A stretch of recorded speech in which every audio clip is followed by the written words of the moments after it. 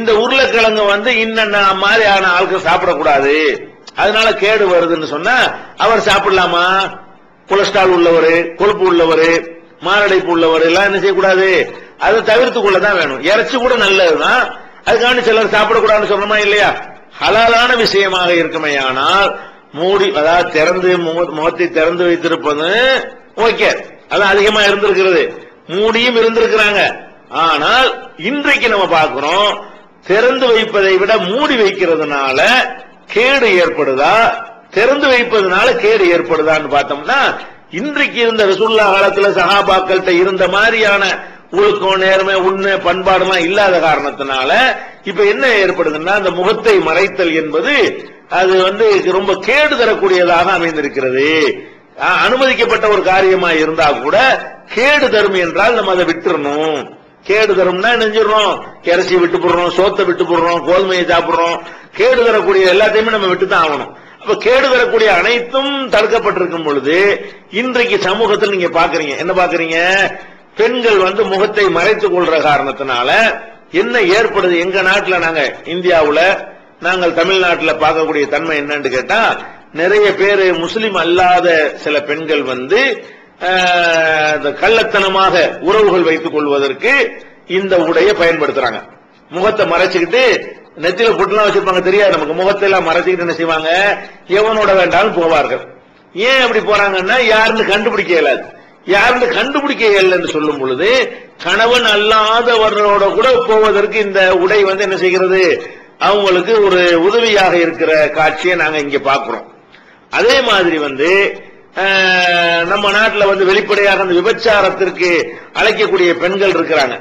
அந்த மாதிரியான பெண்களை போலீஸ்காரன் பார்த்து என்ன செய்வான், ரவுண்ட் அடிச்சு சுத்திக்கிட்டே இருப்பான். போலீஸ்காரன் தப்பிக்கிறதுக்கா என்ன செய்வாங்கன்னு கேட்டா, இந்த மாதிரி ஒரு உடையை போட்டுக்குவாங்க. அவங்க முஸ்லீமா இருக்க மாட்டாங்க, அவங்க இந்த மாதிரியான ஒரு பாலியல் தொழில் செய்யக்கூடியவங்களா இருப்பாங்க. அவங்க என்ன பண்ணுவாங்கன்னா, முகத்தை மறைச்சிக்கிடுவாங்க. போலீஸ்காரன் என்ன செய்வான், முஸ்லீம் பொம்பளை, குடும்ப பொண்ணு அப்படி நினைச்சிட்டு போயிடுவான்.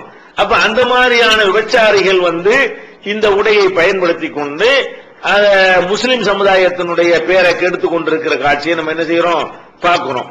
முஸ்லிம்கள்ல கூட சில படிக்க வைக்கக்கூடிய மாணவிகள் தங்களை யாருன்னு அறிந்து கொள்ள இயலாதுங்கிற ஒரு தைரியத்தினால அவர்களும் வரம்பு மீறி பலவிதமான காலேஜ் எல்லாம் கட்டடிச்சு விட்டு பலவிதமாக சுத்துவதை எல்லாம் நீங்க என்ன செய்யலாம், இன்னைக்கு பெரிய பெரிய நகரங்கள்ல பார்க்கலாம்.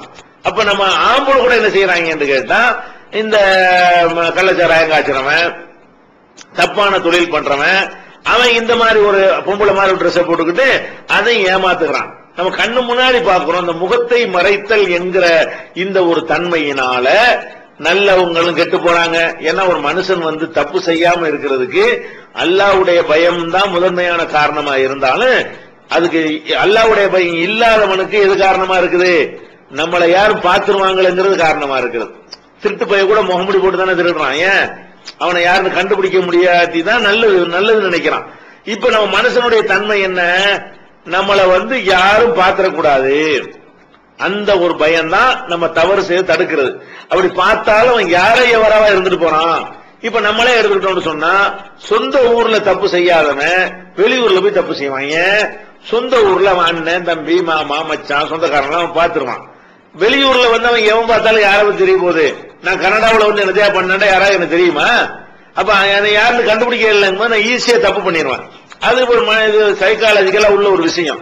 நல்லவனா நடக்கக்கூடியவன் கூட தன்னை மறைத்துக் கொள்வானே, ஆனால் அவன் என்னவாயிடுறான், கெட்டவன் ஆக்குவதற்கு வாய்ப்பு இருக்கிறது. ஆணா இருந்தாலும் பெண்ணா இருந்தாலும். அப்ப ஆணா இருந்தாலும் பெண்ணா இருந்தாலும் அவங்களுடைய அடையாளத்தை மறைத்துக் கொள்வார்களே. அந்த காலத்துல இப்படிப்பட்ட விஷமத்தனங்கள்லாம் வராத ஒரு காலம். சஹாபி பெண்கள் இந்த மாதிரி எல்லாம் பண்ணல, விபச்சாரம் பண்ணக்கூடியவங்க எல்லாம் புர்கா போட்டுடைய பஸ் ஸ்டாண்ட்ல தெரியல, அதெல்லாம் இல்லாத ஒரு காலத்துல அதனால ஒரு கேடு வரலங்கிறதுனால ரசூல் ஸல்லல்லாஹு அலைஹி வஸல்லம் விட்டுட்டாங்க. ஆனா இன்னைக்கு நம்ம என்ன பாக்குறோம், இன்னைக்கு நிறைய கேடுகள். இதனால முஸ்லீம்களுக்கு மகா கெட்ட பேர் எந்த அளவுக்கு இன்னைக்கு ஆயிடுச்சுன்னு சொன்னா, முஸ்லீம்னாலே ஒழுக்கம் கெட்டவங்கிற பேர் இன்னைக்கு இந்தியாவுல இருக்குது. எதனால, ஒழுக்கம் கெட்டவெல்லாம் இந்த ட்ரெஸ் போடுறதுனால. முஸ்லீம்லாம் ஒழுக்கம் கெட்டவ கிடையாது, முஸ்லீம்லாம் கரெக்டா தான் இருக்கிறா, ஒன்னு ரெண்டு ஒழுக்கம் கெட்டது இருக்கு. ஆனா முஸ்லீம் அல்லாத ஒழுக்கம் கெட்டதுகள் எல்லாம் இந்த முகத்தை மறைத்துக் கொண்டு ஒழுக்கக்கேடுகள்ல ஈடுபடுற காரணத்தினால நமக்கு என்ன மாதிரியான பேரு, முஸ்லீம் பொம்பளை முகத்தை மூடிக்கொண்ட பொம்பளையா இருந்தா அவ கெட்டவளா தான் இருப்பா. அவ நல்லவளா இருப்பான்னு நினைச்சு கொண்டாக்கும் உடைய போடுறாங்க. ஆனா என்ன விளைவு வந்திருக்கிறது, இவ கெட்டவளா தான் இருப்பாங்கிற ஒரு விளைவு தான் உலகத்தில் ஏற்பட்டிருக்கிறது. அதனால இந்த முகத்தை மூடாமல் இருப்பதுதான் நம்ம யார் என்று அடையாளம் காட்டிக் கொள்வதற்கு. இன்னும் சொல்ல போனா அதுனா யூரோப்புன அந்த பெண்கள் யார் என்று அறியப்பட்டு பல அயூதையின அவர்கள் தொந்தரவுபடுத்தப்படக்கூடாது என்று அல்லாஹ் சொல்லி காட்டுகிறான். அப்ப அந்த பெண்கள் யார் என்று அறியப்படணும். எப்ப அறியப்பட முடியும், மூஞ்சி தெரிஞ்சாதான் அறியப்பட முடியும். அதனால இந்த முகத்துக்கு மூடுவதற்கு எதிராக அவங்க சட்டம் போடுறாங்க இல்ல, நம்ம கூட செய்யணும். இத முகத்தை மூடிக்கிட்டு போறது என்ன செய்யக்கூடாது, அலோவ் பண்ணவே கூடாது. இது மார்க்கத்துல ஒரு தடை இல்லாட்டா கூட விளைவு மோசமா இருந்தா நம்ம தடுத்தான ஆகணும். ஒரு காரியத்தினால மோசமான விளைவு ஏற்படுவதாக இருந்த இபாதத்துகள் வணக்கத்துல தான் மாற்ற முடியாது. உலக விஷயங்களை பொறுத்த வரைக்கும் ஒரு காரியத்தினால கேடு வருது என்று சொன்னால் அது என்ன, அந்த கேடு வரக்கூடிய விலகி கொள்ளணுங்கிற அடிப்படையில் முகத்தை மூடாமல் இருப்பதுதான் சிறந்தது.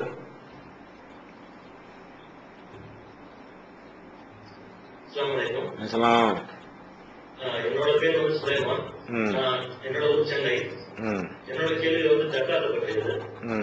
என்னன்னா எனக்கு தெரிஞ்ச வரைக்கும் ஜக்காத்னா ஒருத்தரோட அத்தியாவசிய தேவை போக பேலன்ஸ் இன்கம் ஜக்காத் சொல்றாங்க குறிப்பிட்ட. அவர் அது நான் என்ன கேட்கிறோம்னா, ஒவ்வொருத்தருக்கும் அத்தியாவசிய தேவை மாறுபடும். உதாரணத்துக்கு இப்ப ஒரு ஜக்காத்து கம்மியா இருக்கும் நினைச்சிட்டாருன்னா அவரோட அத்தியாவசியம் அதிகமா இருக்கும், அத்தியாவசியம் கம்மியா இருக்கும். அது எப்படி அதாவது அத்தியாவசிய தேவைக்கு மேல உள்ளதுதான் ஜக்காத்து என்பது தவறான கருத்துங்க.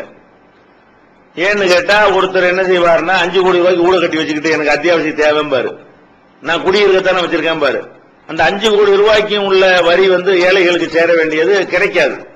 ஒருத்தர் 2 கோடி ரூபாய்க்கு 1 கோடி ரூபாய்க்கெல்லாம் கார் இருக்குது, கார் வாங்கி வச்சுக்கிட்டு அதுக்கு ஜக்காத்து கொடுக்க மாட்டேன், எனக்கு தேவைக்கு தான் வச்சிருக்கேன் பாரு. நீங்க சொல்ற அழகான ஒரு கேள்விதான். மார்க்கத்துல உனக்கு தேவைக்கு மேல உள்ளதுக்கு தான் நீ ஜக்காத்து கொடுக்கணும்னு சொல்லப்படவே கிடையாதுங்க. தேவையை இஸ்லாம் நிர்ணயிச்சிருது. இஸ்லாம் என்ன பண்ணிருது, உனக்கு 11 பவுன் நகை, 11 பவுன் தங்கம் என்றா ஒரு 88 கிராம் 87 கிராம் 87 கிராம் நகை அளவுக்கு மேல இருந்தால் நீ கொடு. நீங்க தேவையை நீங்க தீர்மானிக்க கூடாது, இஸ்லாம் தீர்மானிச்சிருது. உங்கள்ட்ட 1 லட்சம் ரூபாய் இருக்குதா, அதாவது பணமாகவோ நகையாக பொருளாக எல்லாத்தையும் சேர்த்து பார்த்தா 11 பவுன் நகைக்கு மேல உங்கள்ட்ட இருக்குமே, ஆனால் நீங்க ஜக்காத்து கொடுக்கணும். உங்க தேவைக்கு வச்சிருந்தீங்க, தேவைன்னு நீங்க வச்சிருந்தாலும் சரிதான், தேவை இல்லாம வச்சிருந்தாலும் சரிதான். நீங்க குடியிருக்கிற கூட 1 கோடி ரூபாய் கட்டி வச்சிருக்கீங்கன்னு சொன்னா அந்த வீட்டுக்கு நீங்க என்ன செய்யணும், ஜக்காத்து கொடுக்கணும். ஏன், அந்த 1 கோடி ரூபாய் கேஸ் மாதிரி தான் அது, அதுக்குன்னு உள்ள அந்த பணத்தை சுத்தப்படுத்தணும். அதனால அவருடைய தேவைக்கு மேல உள்ளதுக்கு தான் ஜக்காத் என்று மார்க்கத்தில் சொல்லப்பட கிடையாது. அவருக்கு என்னவெல்லாம் இன்கம் வந்துகிட்டு இருக்கிறதோ அனைத்திலிருந்து அவர் கொடுக்க வேண்டும். யாருக்கு ஜக்காத்து கடமையாகும், அவற்றை எப்போதுமே இந்த அமௌண்ட் இருந்து கொண்டிருக்கணும். எந்த அமௌண்ட், 11 பவுனுடைய ஒரு பவுன் இன்னைக்கு ஒரு பவுன் எவ்வளவு, 10,000 ரூபாய்க்குமா, 13,000 ரூபாய். 13,000 ரூபாய் நீங்க நம்ம நாட்டில் உள்ள கணக்குப்படி என்ன செய்யுங்க, 13,000 ரூபாய்னா 1 லட்சம் 1.5 லட்சம் ரூபாய் வைங்களேன். 1.5 லட்சம் ரூபாய் உங்கள்கிட்ட இருந்து 1.5 லட்சம் ரூபாய் குறையாம இருந்துகிட்டு இருந்தால் வர்றதுக்கெல்லாம் நீங்க கொடுத்துக்கிட்டே இருக்கணும். உங்கள்கிட்ட இருப்பு 1.5 லட்சத்துக்கு கீழே வச்சுட்டு வைங்க, நீங்க ஜக்காத்து கொடுக்கிற நிலையில வரமாட்டீங்க, வாங்குற நிலைக்கு வந்துருவீங்க. அப்ப அந்த 1.5 லட்சம் இன்னைக்கு உள்ள கணக்குக்கு 1.5 லட்சம் ரூபாய் அளவுக்கு பணமோ அல்லது நகையோ வேற ப்ராப்பர்ட்டியோ அல்ல எல்லாம் சேர்ந்து 1.5 லட்சம் ரூபாயோ இந்த அளவுக்கு ஒருவர்கிட்ட இருக்குமையானால் அதுக்கு மேற்கொண்டு வர்றதெல்லாம் தேவைக்கு மேல உள்ளதுதான். அதுக்கு மேற்கொண்டு வர்றதெல்லாம் என்ன செய்யணும், நீங்க ஜக்காத்து கொடுத்துட்டே தான் இருக்க வேண்டும்.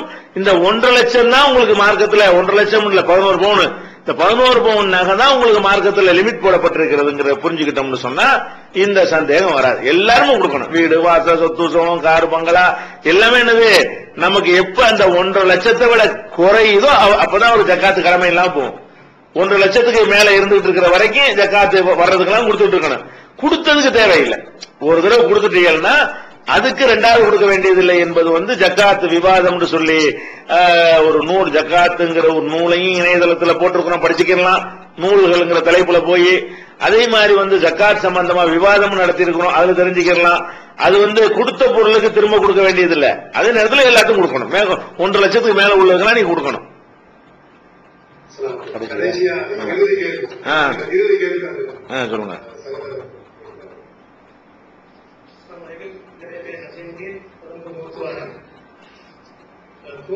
சொன்னீங்க சரிதான். பின்பற்றும் போது உலமாக்கள் சேர்ந்து உபயோகிக்கலாம் ஒற்றுமை காரணம். உதாரணத்துக்கு பெருநாள் தொழுகை, பெருநாள் தொழுகையில எல்லாரும் ஒரே நாள் சொன்னால்தான் நம்ம ஒற்றுமையா இருக்கும், அழகா இருக்கும் சொல்லி அதனால அவன் கருத்துப்படி எல்லாம் ஒரு நாள் தான் தொழ வேண்டும் எப்படியான கருத்துல வருகிறது.